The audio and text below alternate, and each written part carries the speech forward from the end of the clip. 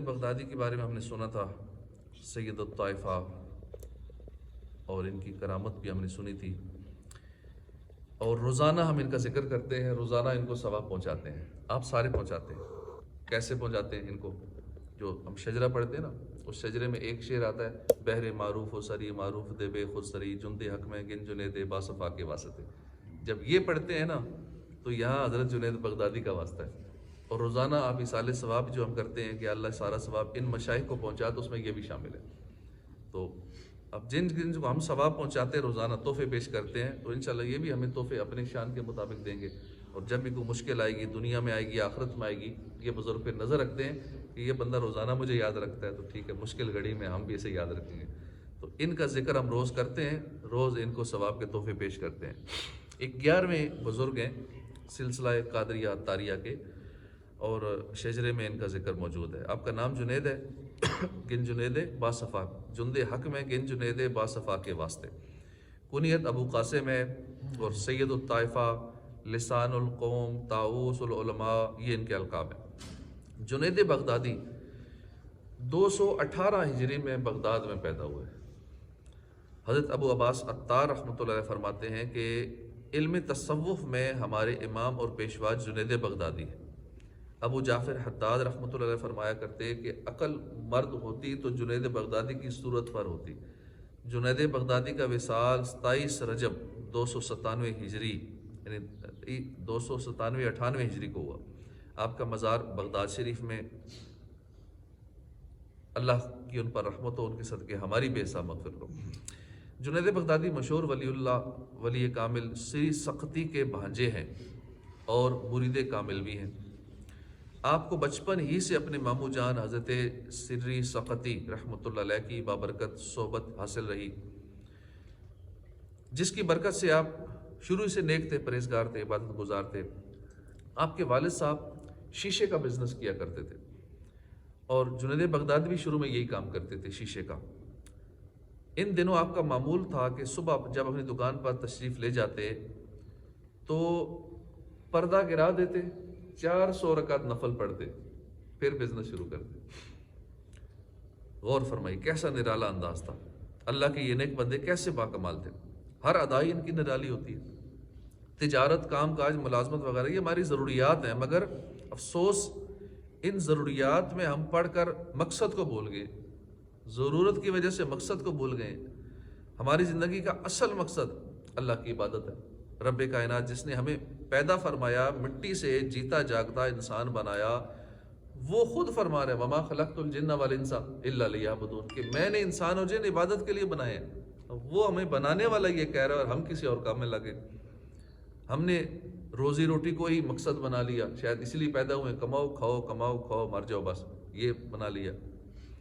کھانا پینا پہننا، مال و دولت، یہ ہماری زندگی کی ضروریات ہیں۔ عبادت اصل مقصد زندگی ہے۔ اب ہم تھوڑی دیر کے لیے غور کریں، ہم ضرورت کو کتنا وقت دیتے ہیں، اپنے جاب کو، بزنس کو، اس کو کتنا، جو ہماری ضرورت ہے، مقصد نہیں، اس کو وقت کتنا دیتے ہیں، روزانہ اپنا حساب کر لیا کریں۔ اور جو مقصد زندگی ہے اس کے لیے کتنا وقت نکالتے ہیں، یہ بھی حساب کر لیں تو ہمارے سامنے ٹوٹل آ جائے گا کہ واقعی یہ تو معاملہ الٹ چل رہا ہے۔ جس مقصد کے لیے آئے ہیں اس مقصد کو تو بھولتے جا رہے ہیں۔ اپنے 24 گھنٹوں کا کبھی انالیسس کریں، جائزہ لیں، شاید ہماری زندگی کا اکثر حصہ ضروریات کے پیچھے بھاگ دوڑ کرتے گزر رہا ہے۔ دکانداری، ملازمت، کاروبار کے چکر میں نمازیں تو قضا کر دی جاتی ہیں، مگر مقصد حیات کے لیے، مثلا نماز کے لیے، کاروبار کی قربانی، یہ کم ہی کوئی دیتا ہے۔ نکاح چلا جائے گا، دکان بند کر دی تو شاید کوئی گاہک نکل جائے، اور عبادت سے غافل کر دیتی ہے۔ کاش ایسا نہ ہوا کرے۔ اللہ کریم قرآن پاک میں ہمیں حکم دیتا ہے کہ اے ایمان والو، تمہارے مال نہ تمہاری اولاد، کوئی چیز تمہیں اللہ کے ذکر سے غافل نہ کرے، اور جو ایسا کرے وہی لوگ نقصان میں۔ یعنی اے ایمان والو، منافقوں کی طرح تمہارے مال اور تمہاری اولاد تمہیں اللہ کے ذکر سے غافل نہ کر دے، اور جو ایسا کرے گا دنیا میں مشغول ہو کر دین کو فراموش کر دے گا، مال کی محبت میں اپنے حال کی پرواہ نہ کرے گا، اولاد کی خوشی کے لیے آخرت کی راحت سے غافل رہے گا، تو ایسے لوگ ہی نقصان میں۔ اللہ اکبر، کیسی عبرت ہے۔ آج لوگ لاکھوں کماتے ہیں پھر بھی پوری نہیں پڑتی، گھروں میں لڑائی جھگڑے، بے چینی، دل بے چین ہے، سکون نہیں ہے، مہنگائی کا رونا، پریشانیوں کا رونا، آفتوں اور مصیبتوں، معاشرے میں ایک عجیب بے سکونی ہے۔ عوام میں نکلے نا تو ایک ہر بندہ ٹینشن، تھوڑا کمانے والا بھی، زیادہ کمانے والا بھی، سارے ہی پریشان ہیں۔ جس کے پاس کھلا مال ہے وہی پریشان ہے، مہنگائی ہو گئی ہے، آگے اور ہو رہی ہے اور ہو رہی ہے، ڈالر کا یہ ریٹ جا رہا ہے، ملکی حالات خراب، حالانکہ اس کے پاس ہے مال، کروڑوں جمع کیا ہوا ہے بینک میں، وہ بھی ٹینشن میں۔ اس کا سبب آخر کیا ہے؟ روزی میں برکت کیوں نہیں رہی؟ ایک پریشانی سے نکلتے ہیں، ایک دوسری پریشانی سامنے کھڑی ہوتی ہے۔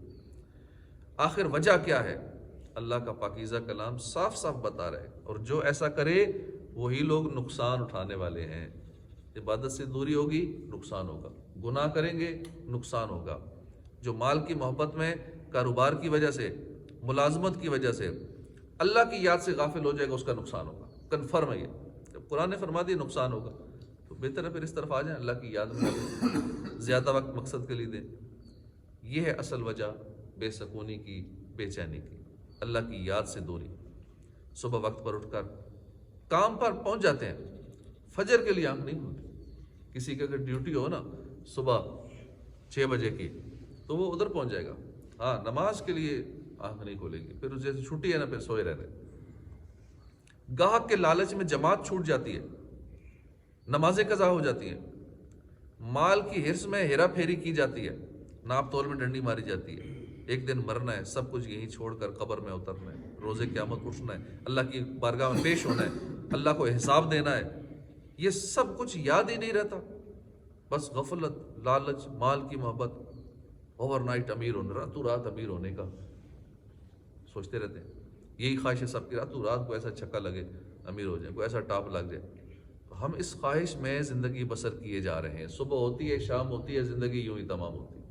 ایک روٹین تو جانوروں کی روٹین ہوتی ہے، بس یہ کھانا پینا اور ہضم ہو جانا، کھانا پینا، روز کی وہی روٹین۔ تو یہ اصل وجہ ہے، اس لیے روزی میں برکت نہیں ہے، پریشانیاں ہیں، آفتیں ہیں، مصیبتیں ہیں، پیچھا نہیں چھوڑتی۔ ہمیں ولی کامل جنید بغدادی کا صدقہ اللہ کرے نصیب ہو جائے۔ آپ دکان پر جاتے تھے، دکان کا پردہ گرا دیتے تھے، 400 نفل پہلے پڑھتے تھے۔ چلو ہم 400 نہیں تو کم از کم فرض نمازیں تو پڑھ لیا کریں، جو قضا رہ گئی ہیں چلو وہ قضا ہی کر لیا کریں۔ دکان میں چلو جب تک گاہک نہیں ہے، چلو ادھر ہی سے پردہ نہ گرائیں، شٹر نہ گرائیں، ادھر ہی ہم اپنے قضا شروع کر دیں، نفل پڑھنی شروع کر دیں۔ گاہک آئے گا تھوڑا ویٹ کر لے گا، چلو نماز پڑھے، سلام پھیرتا ہے، مجھے کچھ چیز دے۔ تو پھر اللہ پاک توفیق دے تو دکان پر جا کر 2 ہی نفل پڑھ لیا کریں، ہاتھ میں تسبیح رکھ لیں، بیٹھے تو ویسے ہی ہیں گاہک کے انتظار میں، تو ٹھیک ہے تسبیح پڑھتے رہے، اللہ کا ذکر کرتے رہے، درود شریف پڑھتے رہے۔ اگر ایسا کریں گے تو انشاءاللہ مال و دولت کی حرص سے بھی بچ جائیں گے، دنیا بھی سنورے گی، روزی میں برکت بھی ہوگی، اللہ نے چاہا آخرت بھی سنور جائے گی۔ جنید بغدادی شیشے کا کاروبار کرتے تھے، دکان پر جا کر 400 نوافل ادا کرتے تھے۔ ایک عرصہ تک آپ کے یہی معمول رہا، پھر آپ نے دنیا چھوڑ دی اور اپنے پیر کامل سری سقطی رحمۃ اللہ علیہ کی بارگاہ میں حاضر ہو گئے۔ آپ نے کوٹھڑی کو اپنا مستقل ٹھکانہ بنا لیا، دل کی پاسبانی شروع کر دی۔ حالت مراقبہ میں آپ کی کیفیت ایسی ہوتی کہ نیچے بچھایا ہوا مصلی بھی نکال دیتے تاکہ آپ کے دل میں اللہ رسول کے سوا کسی بھی چیز کا خیال نہ گزرے۔ جب مصلی پہ دیکھ رہے ہوتے نا تو ذہن میں آتا ہے یہ قالین ہے، یہ جائے نماز ہے، یہ فلاں چیز ہے، کچھ بھی خیال نہ رہے کہ میرے سامنے کیا چیز ہے، نظر کے سامنے کچھ نہ رہے، بس اللہ ہی کا خیال ہو۔ آپ نے وہ مصلی بھی نکال دی نیچے۔ تو اس خلط اور تنہائی میں آپ نے 40 سال گزار دی۔ پہلے ہی روزانہ 400 نفل اور باقی عبادات کر رہے تھے، پھر آپ نے دنیا کو اور بھی چھوڑ دیا، 40 سال اس حالت میں صرف اللہ کی عبادت میں گزار دی۔ 30 سال آپ کا یہ معمول رہا، عشاء کی نماز کے بعد کھڑے ہو کر صبح تک اللہ اللہ کرتے رہتے اور اسی وضو سے فجر کی نماز ادا کرتے۔ آپ خود فرماتے ہیں 20 سال تک تکبیر اللہ مجھ سے فوت نہ ہوئی، اور نماز میں اگر دنیا کا خیال آ جاتا تو وہ نماز میں دوبارہ پڑھتا۔ اور ہماری کون سی نماز ہے جس میں دنیا کا خیال نہیں آتا؟ تو جنید بغدادی پابندی سے تکبیر اللہ کے ساتھ نماز ادا کرتے تھے۔ کاش ہم بھی تکبیر اللہ کے ساتھ باجماعت نماز پڑھنے کی عادت بنا لیں۔ صحابی رسول حضرت انس رضی اللہ عنہ سے روایت ہے، نبی کریم صلی اللہ علیہ وسلم نے فرمایا، جو اللہ کی رضا کے لیے 40 دن با جماعت تکبیر اللہ کے ساتھ نماز پڑھے گا، اس کے لیے 2 آزادیاں لکھ دی جائیں گی. ایک جہنم سے آزادی لکھ دی جائے گی، دوسری نفاق سے آزادی لکھ دی جائے گی. جنید بغدادی صاحب الدہر تھے، سارا سال روزہ رکھا کرتے تھے. ہاں کوئی مہمان آ جاتا پھر روزہ نہیں رکھتے تھے، ویسے سارا سال روزے سے. اور جب مہمان آتا روزہ نہ رکھتے، فرمایا کرتے کہ مسلمان بھائیوں کی موافقت بھی روزے سے کم نہیں ہے. یعنی مہمان کی مہمان نوازی کے لیے روزہ چھوڑ کر میں اس کے ساتھ کھانا کھاؤں گا، اس سے مہمان کا دل خوش ہوگا، اور مہمان کا دل خوش کرنا بھی بڑی عبادت ہے. جنید بغدادی نفل روزے رکھا کرتے تھے. رجب، ماہ رجب بس اب چند دنوں کا مہمان ہے. رجب مہینہ رخصت ہونے والا ہے، شعبان کی آمد ہے. یہ ایام گویا نفل روزوں کا موسم بہار ہے. ان مہینوں میں روزے رکھنے کی بہت فضائل ہے. جنتی صحابی حضرت انس بن مالک سے روایت ہے، اللہ کے نبی صلی اللہ علیہ وسلم نے فرمایا، جنت میں ایک نہر ہے جسے رجب کہا جاتا ہے. اس نہر کا پانی دودھ سے زیادہ سفید ہے، شہد سے زیادہ میٹھا ہے. جو کوئی رجب کا ایک روزہ رکھے گا، اللہ پاک اس نہر سے سیراب کرے گا. حضرت عبداللہ بن عباس سے روایت ہے، بے چین دلوں کے چین نبی حرمین صلی اللہ علیہ وسلم نے فرمایا، رجب کے پہلے دن کا روزہ 3 سال کا، دوسرے دن کا روزہ 2 سال کا، تیسرے دن کا 1 سال کا، پھر ہر دن کا روزہ 1 ماہ کا کفارہ ہے.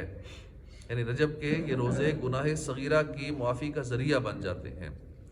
اسی طرح ایک اور حدیث پاک ہے، حضرت انس فرماتے ہیں کہ دو عالم کے مالک و مختار صلی اللہ علیہ وسلم کی بارگاہ میں عرض کی گئی کہ رمضان کے بعد کون سا روزہ افضل ہے؟ فرمایا تعظیم رمضان کے لیے شعبان کا روزہ افضل ہے. حضرت اسامہ بن زید فرماتے ہیں، میں نے عرض کی یا رسول اللہ، میں آپ کو شعبان کے روزے رکھتے ہوئے دیکھتا ہوں کہ آپ کسی بھی مہینے میں اس طرح روزے نہیں رکھتے. فرمایا رجب اور رمضان کے بیچ میں یہ مہینہ ہے، اس سے لوگ اس سے غافل ہیں، اس میں لوگوں کے اعمال اللہ کی طرف اٹھائے جاتے ہیں، اور مجھے یہ محبوب ہے کہ میرا عمل اس حال میں اٹھایا جائے کہ میں روزے سے ہوں، میں روزہ دار ہوں. تو روزہ بہت نفع بخش نیکی ہے. روزے رکھنے سے آخرت کا ثواب بھی ملتا ہے، دنیا کے فائدے بھی ہوتے ہیں.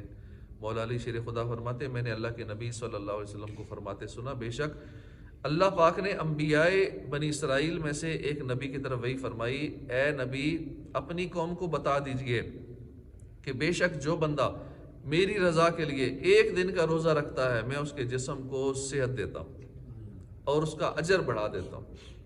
روزہ رکھنے سے اللہ صحت بھی دیتا ہے، اجر بھی دیتا ہے. ایک اور حدیث پاک ہے، سومو تصحو، روزہ رکھو صحت یاب ہو جاؤ. الحمدللہ روزہ صحت مند زندگی کا ضامن ہے. روزہ رکھنے سے جسمانی صحت بھی ملتی ہے، روحانی تندرستی بھی نصیب ہوتی ہے. روزہ ظاہری اعضاء میں بھی نکھار پیدا کرتا ہے اور دل سے گناہوں کا میل دھو کر ہمارے دل کو بھی اجلا کر دیتا ہے، دل کو بھی صاف کر دیتا ہے. تو اللہ پاک ہمیں روزے رکھنے کی توفیق عطا فرمائے. آمین بجاہ نبی الامین صلی اللہ علیہ وسلم. علامہ